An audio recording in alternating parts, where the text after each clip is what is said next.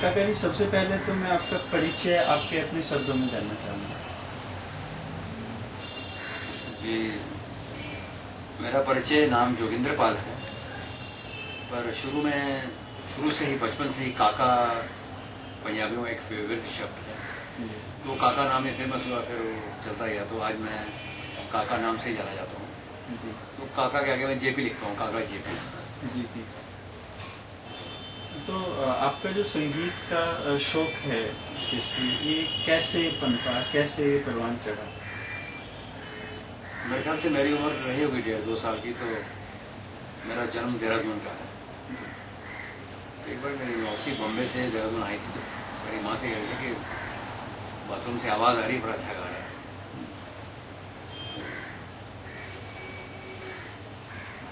ये तो बात मुझे बाद में याद तो नहीं थी, पर बाद में बताई गई। पर मुझे लगता है कि 3री-4थी क्लास से मैंने इसको कुछ गाना शुरू कर दिया था, और मेरे में झिझक बहुत थी, मैं शर्माकल बहुत था, तो बाहर कभी आया नहीं। अभी सीरियसली एक 5-8 साल हुए हैं, थोड़ा ज़्यादा ध्यान दे रहा हूँ, बच्चे भी थोड़ा काम संभालते हैं। मैं 24 घंटे संगीत में ही रहता हूँ। मैं यहाँ बैठा हूँ तो मेरे बेडरूम में जाइए, वो वर्ड स्पेस चल रहा होगा पुराने गाने, उसमें 24 घंटे पुराने गाने आते हैं, हम सुनते हैं वो गाने। काम पे जाता हूँ तो कार में सुनता हूँ, मोबाइल से सुनता हूँ। तो जहाँ जाता हूँ मेरे सर्कल भी ऐसे ही हैं कि जहाँ ये गाना बजाना होता रहता है। अक्सर नौशाद साहब के यहाँ जाता हूँ, मजरू साहब के यहाँ जाता हूँ, तो यही माहौल रहता है, यही बातें होती हैं, हमें अच्छा लगता है।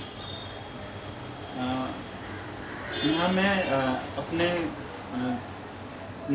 साइट के व्यूवर्स को बता दूं कि काका जी नौशाद साहब और मजरू साहब की फैमिली के साथ काफ़ी नज़दीकी रहे हैं। कैसे आप उन्हें जानते हैं, उनके जीवन के बारे में, उनके ये अब आप बेहतर समझते हैं, किन शब्दों में रखना चाहेंगे? बड़ी अच्छी बात पूछी आपने। इसके बारे में इतना कुछ कहा जा सकता है कि शायद एक लगातार मैं 12-15 घंटे बोल सकता हूँ इन दोनों लेजेंड लोगों के बारे में। मेरी निगाह में ऐसे 2-4 लोग हैं समझिए, जैसे नौशाद साहब, मजरू साहब, मोहम्मद रफ़ी साहब। ये लोग दुनिया में आए थे और दुनिया को बहुत कुछ देके चले गए। जैसे कोई पैगंबर परमात्मा के यहाँ से आके पैगाम लाता है, इसी तरह ये सरस्वती के अवतार थे और इन्होंने दुनिया को बहुत कुछ दिया है। मजरू साहब ने जो कुछ लिखा वो दिल से लिखा है। उनकी कलम कहीं भी डरी नहीं, घबराहट नहीं हुई, जो लिखा डंके की चोट पर लिखा, और उसी वजह से 1.5 साल आर्थर रोड जेल भी काट के आए।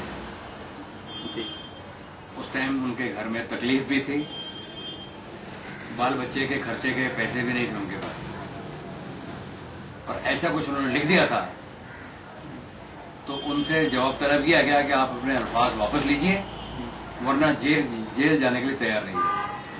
तो मजरू साहब का जवाब था, हुजूर जो कहा है सच कहा है और वापस लेने के लिए नहीं कहा है, डंके की चोट पे कहा है,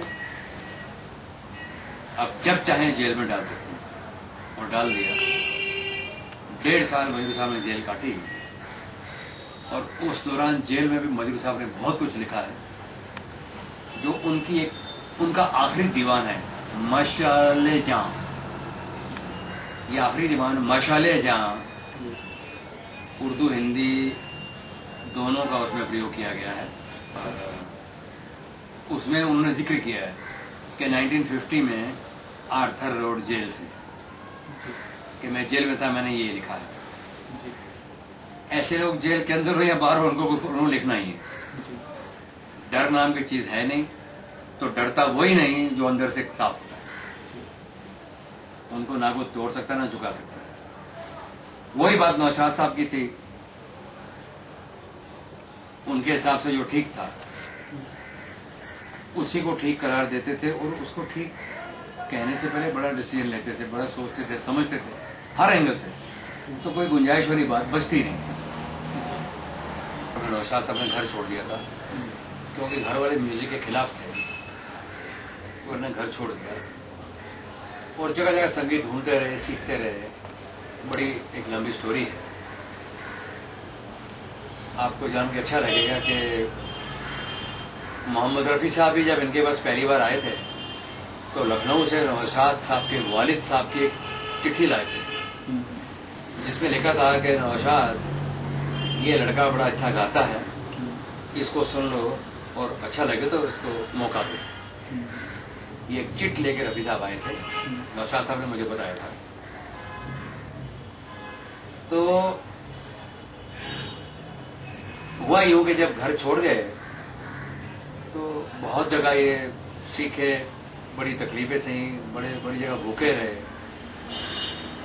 तो शादी की उम्र हुई तो घर से ऐसा पैगाम आया कि आपकी शादी ठहराई है, पर लड़की वालों से कहा कि आप टेलर का काम करते हैं,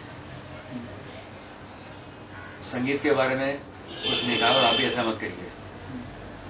तो नौशाद साहब बताने लगे कि मैं बस बारात जा रही है, दूल्हा बना हूँ और वो बैंड बाजी वाले मेरे ही गाने बजा रहे हैं, अखियां मिला के जिया बरमा के चले नहीं जाना, सावन के बादलों जब तुम ही चले परदेश लगा के ठेस हो प्रीतम प्यारा, दुनिया में कौन हमारा। तो बस शादी हो गई। तो उस शादी के दौरान इनके जो फादर इन लॉ थे वो कहने लगे, यार पता नहीं कौन कमबख्त ऐसे गाने बना के लोगों को खराब कर रहा है। तो बाद में उनको पता लगा भी यही नौशाद है, तो उन्होंने उनको माफ कर दिया, ऐसा नौशाद साहब ने हमें बताया। तो हमारी साइट के जो विजिटर्स हैं डेफिनेटली जो इस साइट पर आ रहे हैं वो मजरू साहब और नौशाद साहब को पसंद करते हैं जी। तो उनको कोई मैसेज आप देना चाहेंगे? देखिए, मैसेज ये है कि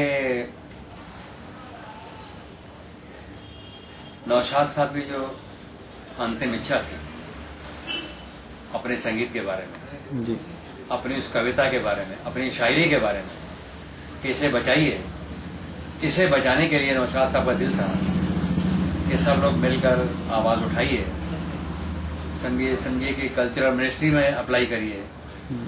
भाई ये जो टीवी जिसे हम एक साथ बैठ के देख नहीं सकते, इसके अगेंस्ट आवाज उठाइए और आवाज उठाएंगे तो ही कुछ बात आगे बढ़ेगी, वरना माहौल बड़ा गंदा हुआ है। नौशाद साहब का ऐसा मानना था कि हमारे सेहतमंद बच्चों की रगों में ये बीमार खून भरा जा रहा है इस नए संगीत के जरिए। संगीत के जरिए जो आत्मा को आनंद मिलना चाहिए उससे हमारे बच्चे वंचित हैं, उनको पता ही नहीं राग रागिनियों के बारे में।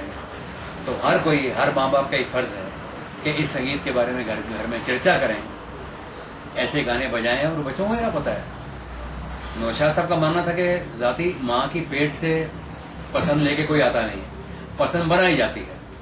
आपने जैसा बच्चों को परोसा उन्होंने खा लिया, आप उनको बताइए। और नौशाद साहब का ऐसा विश्वास था कि एक दौर फिर जरूर आएगा कि जब लोग इस संगीत के बारे में जानेंगे और अपनी आज ना कोई शायरी है, ना कोई कविता है, ना कोई धुन है और ना कोई गाना है।